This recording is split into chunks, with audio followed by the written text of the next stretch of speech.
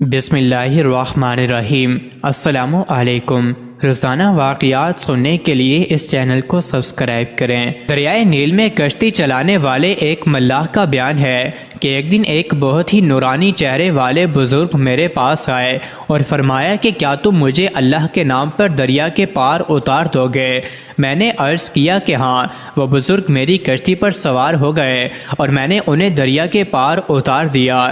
جب وہ کشتی سے اترنے لگے تو انہوں نے مجھ سے فرمایا کہ میں تمہیں ایک امانت سونپتا ہوں، کیا تم اس کو قبول کرو گے؟ میں نے کہا کہ جی حضور، ضرور قبول کروں گا۔ تو انہوں نے کہا کہ کل فلاں درخت کے پاس ظہر کے وقت آنا، تم کو وہاں میری لاش ملے گی، تم مجھ کو غسل دینا اور میرے سرہانے جو کفن تم کو ملے اس کو مجھے پہنا کر اسی درخت کے نیچے دفن کر دینا، اور میری گدڑی اور عصا اور مشک کو اپنے پاس رکھنا، اور جو شخص ان تینوں چیزوں کے طلب کرنے کے لیے تمہارے پاس آئے اس کو یہ سب سامان دے دینا۔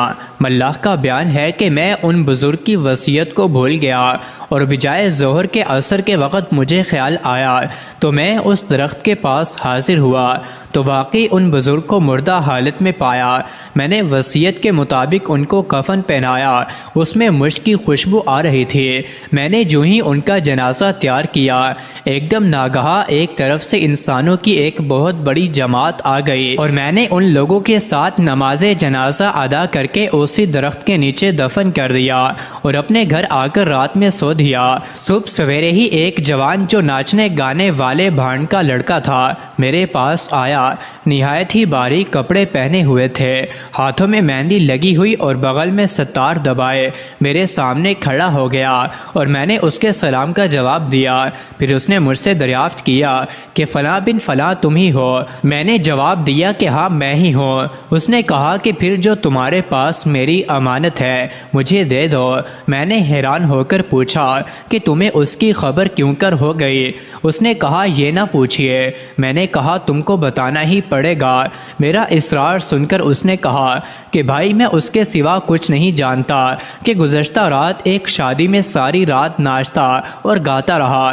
جب صبح کو اذان فجر ہوئی تو میں ناچ ختم کر کے سو گیا۔ اچانک ایک شخص میرے پاس آیا اور مجھ کو جھنجھوڑ کر کہا کہ اللہ تعالیٰ نے فلاں ولی کو وفات دے دی ہے اور تجھ کو اس کا قائم مقام بنا دیا ہے، لہٰذا تو فلاں ملاح کے یہاں جا کر اس وفات پا جانے والے ولی کے تبرکات وصول کر لے جن کو وہ بزرگ تیرے لیے بطور امانت ملاح کے پاس رکھ کے دنیا سے تشریف لے گئے ہیں۔ ملاح نے بیان کیا کہ میں نے ان بزرگ کی تینوں چیزیں حسب وعدہ وصیت بھانڈ لڑکے کو دے دیں۔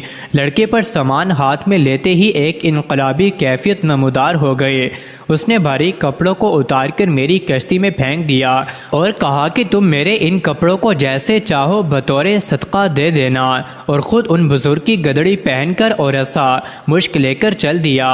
ملاح کا بیان ہے کہ میں اس بھانڈ کے لڑکے کی خوش نصیبی اور اپنی محرومی کا خیال کر کے رونے لگا، یہاں تک کہ رات آ گئی اور میں روتے روتے سو گیا۔ مجھے اس رات خواب میں اللہ جل جلالہ کا دیدار ہوا اور مجھ سے رب العزت جل جلالہ نے ارشاد فرمایا کہ تم پر یہ گراں گزرا کہ میں نے اپنے ایک گناہگار بندے پر احسان فرما کر اس کو اپنے دربار کی طرف رجوع کرنے کی توفیق عطا فرمائی۔ اے مولا، یہ میرا فضل ہے اور میں اپنا فضل جسے چاہتا ہوں عطا فرما دیتا ہوں۔ مزید ایسی ہی ویڈیوز کے لیے چینل کو ضرور سبسکرائب کریں۔